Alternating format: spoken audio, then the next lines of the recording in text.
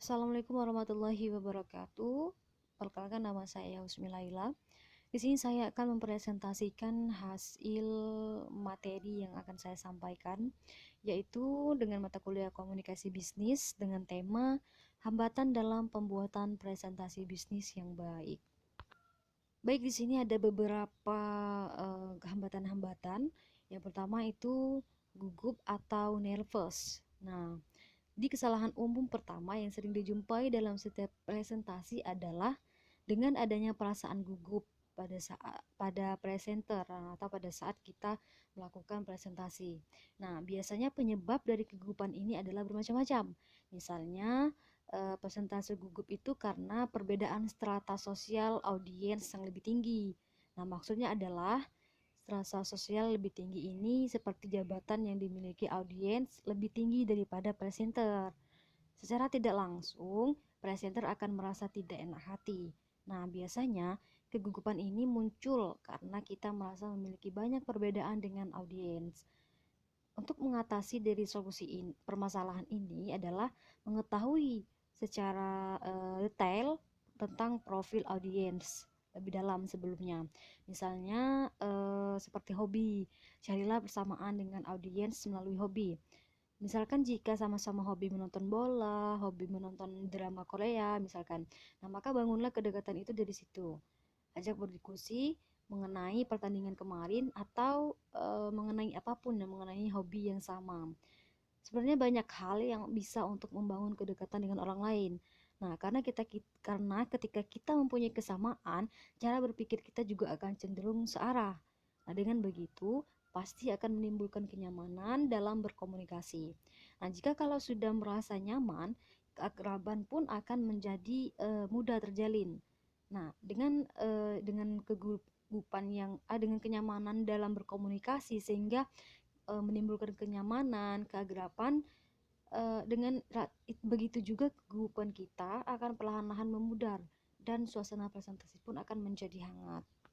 Kemudian yang kedua adalah durasi presentasinya berubah.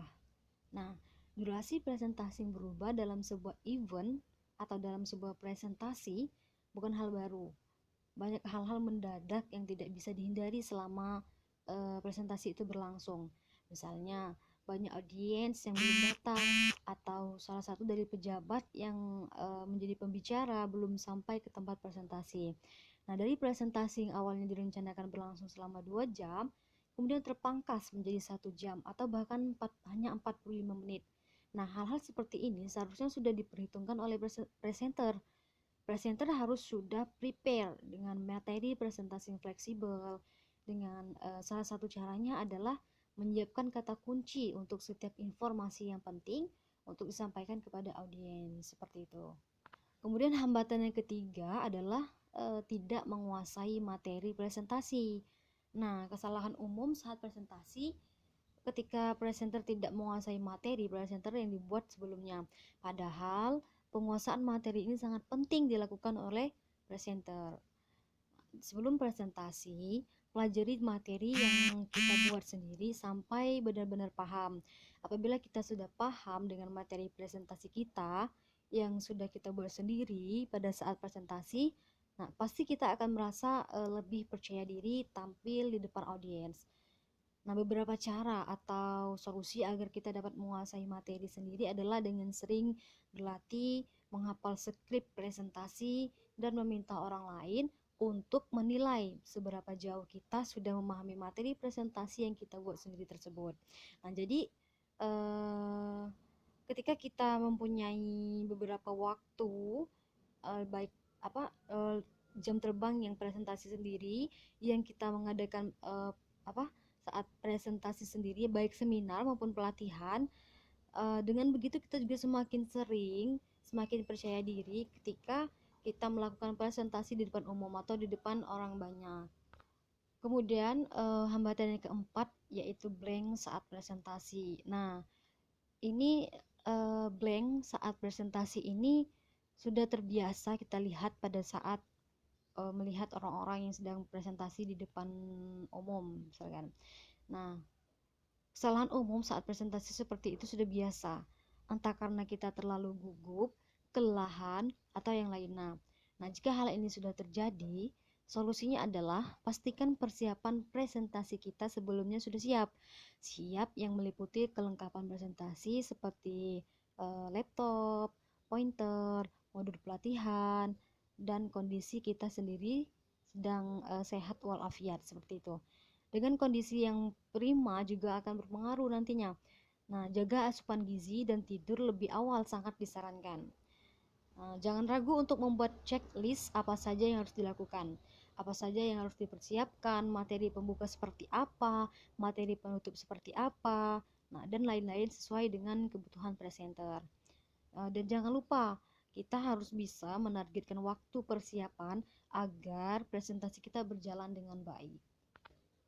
Kemudian yang terakhir, hambatan yang terakhir, audiens tidak memperhatikan. Nah, pada saat presentasi, kita akan bertemu dengan audiens yang dengan berbagai macam karakter. Entah dia itu pendiam, suka bercanda, perhatian, acuh tak acuh, atau yang lain-lain. Nah, untuk menyatukan berbagai macam karakter audiens tersebut, sebaiknya kita sebagai presenter mampu memandu jalannya presentasi agar tenang. Ada beberapa penyebab mengapa audiens tidak memperhatikan presenter saat presentasi. Nah, dua di antaranya yaitu presenter tidak memberikan kontrak aturan presentasi dari awal, seperti tidak sibuk dengan smartphone selama jalannya presentasi, kemudian men-silent smartphone dan mengikuti presentasi hingga usai dan lain-lain. Nah, kemudian penyebab selanjutnya adalah presenter langsung masuk ke materi presentasi, nah tanpa pencairan suasana terlebih dahulu. Nah, sebelum memulai presentasi, penting bagi presenter untuk memberikan ice breaking atau jok segar untuk mencairkan suasana dan mendekatkan diri dengan para audiens seperti itu. Nah, dengan adanya ice breaking antara presenter dan audiens, maka tidak akan terjadi ketegangan selama presentasi berlangsung seperti itu. Nah, mungkin itu saja teman-teman dari 5 hambatan saat melakukan presentasi bisnis di depan umum. Nah, semoga bermanfaat untuk teman-teman. Semoga ketika kita sedang melakukan presentasi, kita sudah terbiasa dan melakukan dengan lebih baik lagi, dengan lebih percaya diri lagi, dan menjadi yang terbaik. Oke. Sekian dari saya. Terima kasih. Jaga kesehatan, tetap jaga protokol kesehatan. Saya akhiri. Wassalamualaikum warahmatullahi wabarakatuh.